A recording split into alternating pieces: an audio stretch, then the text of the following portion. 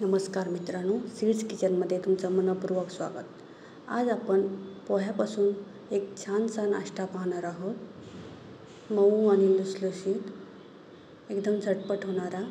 त्यासाठी इथे मी 2 कप पोहे घेतलेले आहेत. पोहे स्वच्छ पाण्याने धुवून घ्यायचे. नंतर अर्धी वाटी तांदळाचं पीठ घेतलेलं आहे. 2 अंडी घ्यायची फोडून.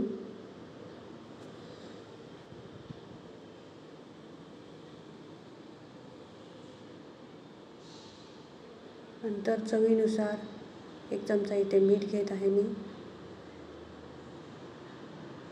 थोडीशी हळद घालायची. हळद तुम्ही नाही घातलं तरी चालेल. थोडीशी लाल मिरची. हे सर्व मिश्रण एकजीव करून घ्यावं मिक्सरमधून.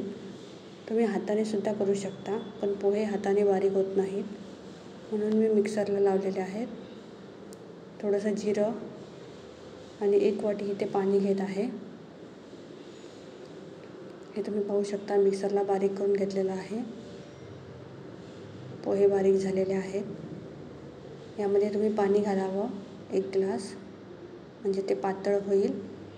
आणि जसे आपण डोसे काढतो तसेच हे पीठ डोसा घालावं. चांगलं भिडं तापलं त्यानंतरच हे पीठ घालावं 1 चमचा. शक्यतो तुम्ही छोटे छोटे डोसे घाला. हे बघा, हे अजिबात चिकटत नाही. त्यानंतर झाकण ठेवून 2 मिनटासाठी ठेवा. 2 मिनटानंतर तुम्ही पाहू शकता आपला नाश्ता झालेला आहे. हा तुम्ही लहान मुलांना डब्यासाठी सुद्धा देऊ शकता. रेसिपी आवडली असेल तर नक्की